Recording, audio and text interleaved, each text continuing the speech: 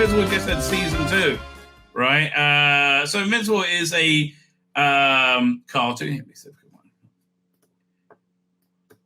can Invincible season 2. So I find this. This is from the comic. Of this is. We go. Copy image address. Doink. Fine. Okay. Good. Yeah. Okay. So they talk a lot about superhero fatigue, right? There's a lot of talk of superhero fatigue. Nonsense. Good, engaging stories with superheroes are always good, engaging stories with superheroes.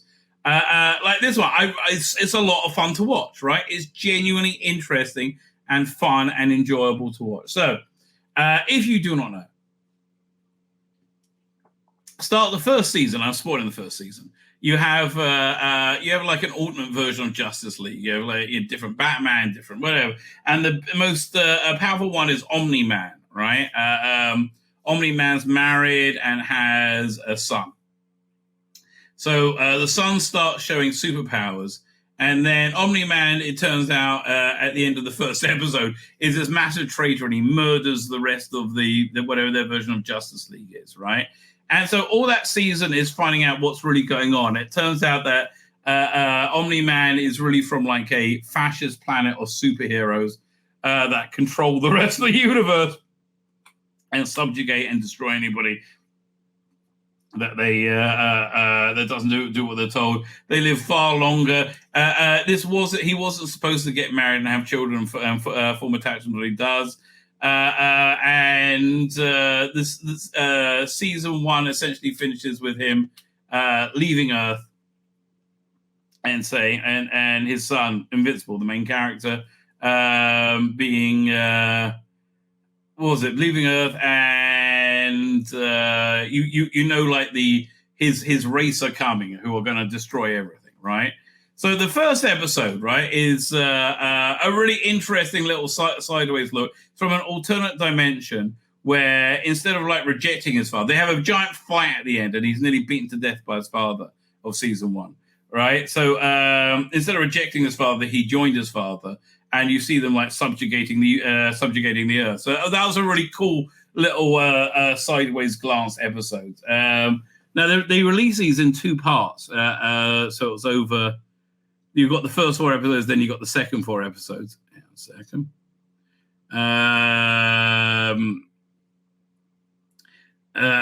In about 6 hours, I lose my virginity to a fish. Well, it says, while graduating, Mark defeats Doc Seismic and over summer, tension grows between him and Debbie. Yeah, so he's basically in college, and he has a real schism between him and his girlfriend. Like, he's always off doing missions. He vanishes. And then what's this one? So it starts off with a flashback with the Viltrumites. That's Omni-Man's people being attacking Unopa, leading the people joining the coalition to stop them and breeding him into the strongest. Oh, fine. So this is Seth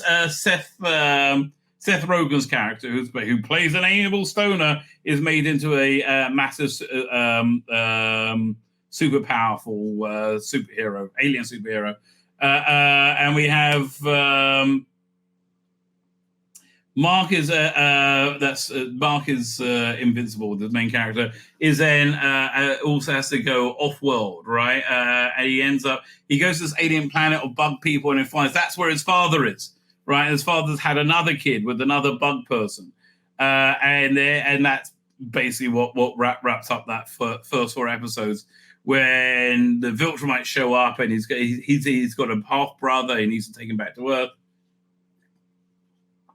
So anyway, then this season, that was in November.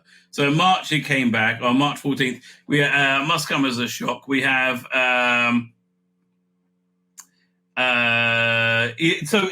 the end he was caught by the Omni-Man was caught by the Viltrumites. Is going to be killed, executed, and they told Mark to take on his father's mission, which is prepare Earth for subjugation to the Viltrumite. So at the same time, he's coming home with a new brother, and his mother, who's had her life totally destroyed because her husband is a supervillain of supervillains, right?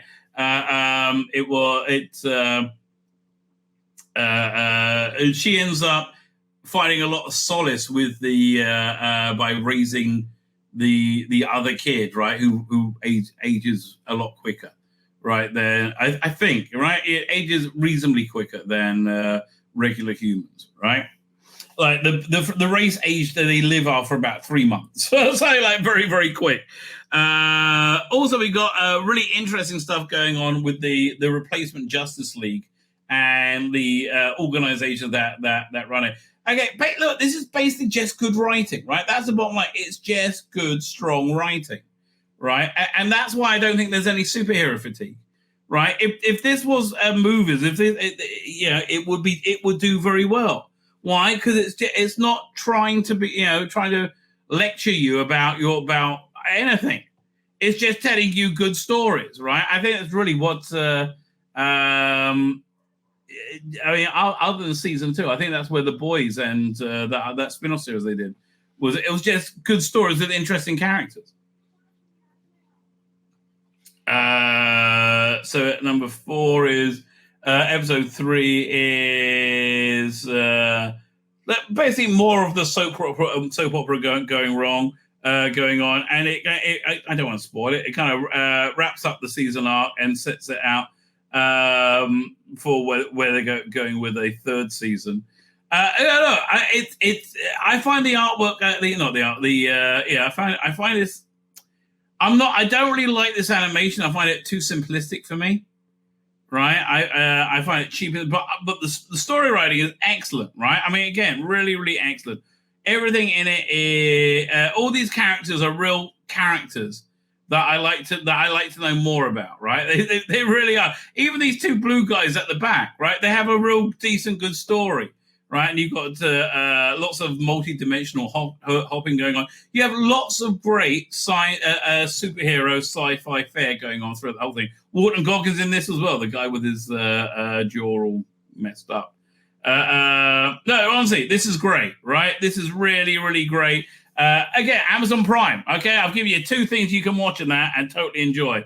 You got 2 seasons plus a special of Invincible, plus you got... what's it called again? Fallout, right? If you want to go crazy, if you're in a bit of a hot, dewy mood, I would say go for the Marvelous Mrs. Maisels as well, right? That's it. Look, whatever floats your boat, baby. Fine. My name's Tzvi Lebetkin, the Rabbi from another planet. Please like, share, and subscribe, and ring that little bell. Ring the little bell so you're notified when new videos drop.